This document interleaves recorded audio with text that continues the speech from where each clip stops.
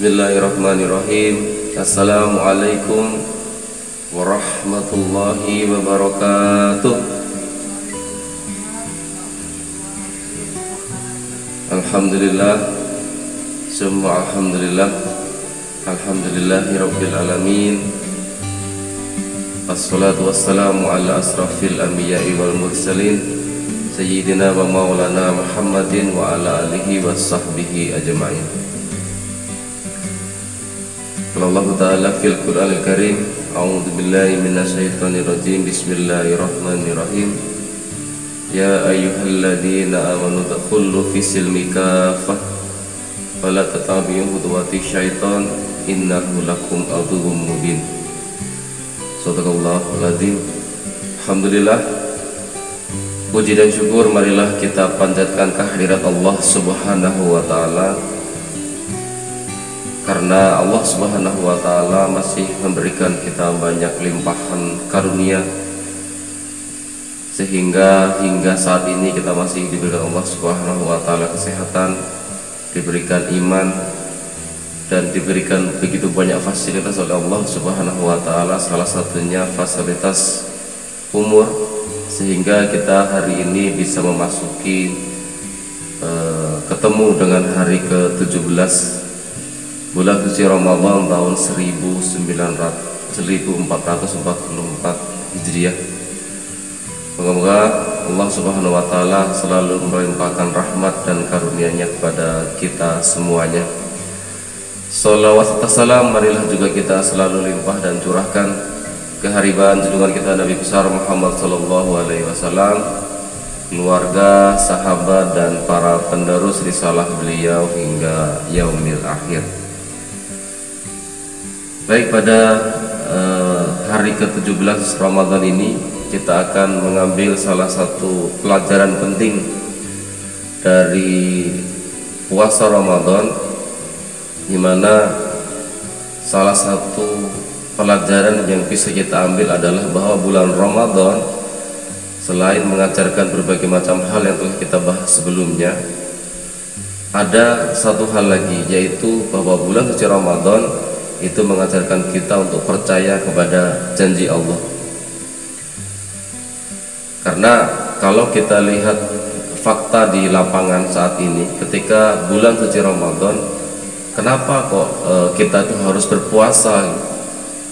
Kenapa kemudian kita rela menerima atau menderita, bahasannya menderita, menahan lapar, dahaga, dan lain sebagainya? Itu kan sebuah pertanyaan yang harus kita jawab. Kenapa kok bisa begini ya? Kenapa kok diri kita ini rela bersakit-sakit, rela berlapar-lapar, rela berhaus-haus, capek dan sebagainya di bulan suci Ramadan ini? Salah satu jawabannya ya karena kita meyakini akan janji Allah bahwa orang-orang yang berpuasa itu akan diberikan pahala yang berlipat ganda, dan kita akan dimasukkan ke dalam surganya Allah Subhanahu wa taala melalui pintu royan. Luar biasa, bukan? Itu karena kita meyakini janji Allah tadi itu. Jika kita nggak meyakini janji Allah tersebut, mungkin kita akan tidak berpuasa. Karena apalah artinya berpuasa begitu kemudian kita tidak meyakini sesuatu. Sama dalam hal keyakinan ini adalah misalnya kita yakin bahwa yang namanya garam itu rasanya asin misalnya. Tentu kalau kita meyakini garam itu asin, ya ketika kita memasak misalnya ya harus pakai garam kalau memang mau rasanya asin, bukan memakai yang lain. Itu contoh tentang sebuah keyakinan, dan kita percaya janji Allah Subhanahu wa taala kepada orang-orang yang berpuasa bahwa kita akan diberikan banyak hal keistimewaan kalau kita melaksanakan puasa Ramadan. Ada beberapa hal yang kita harus tahu bahwa apa sih yang dijanjikan Allah Subhanahu wa taala di bulan suci Ramadan ini, sehingga kemudian kita berela menderita lapar, haus, dahaga, mungkin capek, nggak bisa kerja banyak dan sebagainya. Ada sebuah hadis yang diriwayatkan oleh Abu Hurairah, di mana Rasulullah Shallallahu Alaihi Wasallam bersabda, An Abi Hurairah qala Rasulullah sallallahu alaihi wasallam, man shoma ramadhana imanan wa ihtisaban ghufira lahu ma qaddamat bidambi. Rasulullah sallallahu alaihi wasallam bersabda, siapa saum Ramadan, siapa yang berpuasa Ramadan karena iman dan ikhlas karena Allah, pasti akan diampuni segala dosanya yang telah lalu. Ini salah satu janji Allah yang luar biasa kepada orang-orang yang berpuasa, orang-orang yang beriman, orang-orang yang berpuasa saum karena iman dan ikhlas karena Allah Subhanahu wa taala, akan diampuni segala dosanya yang telah lalu. Kita meyakini itu karena apa? Karena Rasulullah SAW mengatakan demikian, dan hadis ini hadis diriwayatkan oleh Bukhari, sebuah hadis yang sanadnya kuat. Artinya inilah salah satu janji Allah Subhanahu wa taala. Pelajaran yang kita ambil di bulan suci Ramadan ini adalah tadi percaya kepada janji Allah. Salah satu janji Allah Subhanahu wa taala sehingga kita kemudian semangat dalam berpuasa adalah tadi bahwa siapa saja yang berpuasa di bulan Ramadan karena iman dan ikhlas karena Allah, pasti akan diampuni segala dosanya yang telah lalu. Yang kedua, ini disampaikan juga oleh Rasulullah Sallallahu Alaihi Wasallam dari hadis riwayat Ahmad, bahwa Rasulullah Sallallahu Alaihi Wasallam, Allah menjanjikan, ya, menjanjikan sebuah pintu khusus untuk orang-orang yang berpuasa. Apa kata Rasulullah? Sungguh di surga itu ada satu pintu yang bernama Ar-Rayyan. Dari pintu itu akan masuk orang-orang yang saum, orang yang berpuasa di hari kiamat. Tidak ada nada yang masuk selain mereka, tidak ada yang masuk selain dari mereka. Akan dikatakan, di mana orang-orang yang berpuasa? Kemudian mereka berdiri dan tidak ada yang masuk melalui pintu itu seorang pun selain orang-orang yang berpuasa. Jika mereka telah masuk, maka pintu ditutup, maka tidak akan dimasukkan seorang pun dari pintu itu. Artinya pintu Ar-Rayyan ini hanya untuk orang-orang yang berpuasa, khusus untuk orang-orang yang berpuasa. Nanti akan dipanggil melalui pintu ini, dan setelah semuanya masuk kemudian akan ditutup dan tidak seorang pun akan masuk dari pintu itu. Ini pintu khusus bagi orang-orang yang berpuasa, pintu Ar-Rayyan. Dan pintu ini di bulan suci Ramadan dibuka oleh Allah Subhanahu wa taala. Itu janji yang kedua dari Allah Subhanahu wa taala, yang kemudian semakin menguatkan kita untuk berpuasa dengan semangat, dengan penuh keimanan, tidak mikir-mikir apa gitu, menikmati puasa dengan ikhlas. Kenapa? Karena kita ingin masuk salah satunya melalui pintu ini, pintu Ar-Rayyan. Kemudian yang ketiga, janji Allah Subhanahu wa taala ini diriwayatkan oleh Abi Umamah, di mana Rasulullah SAW menyatakan bahwa dari Abi Umamah dia berkata, aku berkata, ya Rasulullah, beritahukanlah kepadaku amal yang akan memasukkan aku ke surga. Ini Abu Umamah bertanya, ya Rasulullah, beritahukanlah kepadaku amal apa yang memasukkan aku ke surga. Kemudian Rasulullah SAW menjawab, saumlah atau berpuasalah, karena puasa itu tidak ada bandingannya atau tidak ada yang semisal dengannya. Ini Rasulullah menyatakan demikian, ya. Semakin yakin kita dan harus semakin semangat kita untuk melaksanakan puasa Ramadan, sehingga dengan tiga hal tadi sebenarnya kita tuh harus meyakini janji Allah Subhanahu wa taala. Sebagai muslim kita harus yakin, ya, meyakini janji Allah Subhanahu wa taala, karena banyak sekali janji Allah. Di antaranya adalah misalnya janji Allah kepada kaum muslimin yang beriman dan beramal soleh, misalnya dengan menjalankan syariatnya. Allah berjanji itu akan memberikan kekuasaan kepada mereka di muka bumi. Juga harus kita yakini bahwa suatu saat umat Islam itu akan berjaya kembali, akan menguasai bumi sebagaimana dulu pernah dalam masa Rasulullah dan para sahabat yang sampai 13 abad, 13 1300 tahun. Bayangkan, Islam itu pernah berkuasa. Dan janji Allah Subhanahu wa taala pun demikian. Allah berjanji dalam surat An-Nur ayat 55.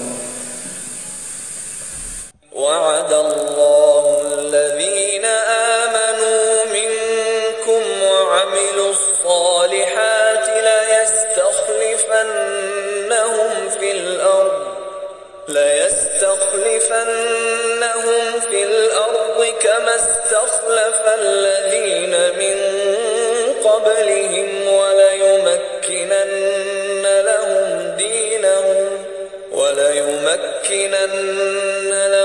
دينهم الذي ارتضى لهم وليبدلنهم من بعد خوفهم أمنا يعبدونني لا يشركون بي شيئا ومن كفر بعد ذلك فأولئك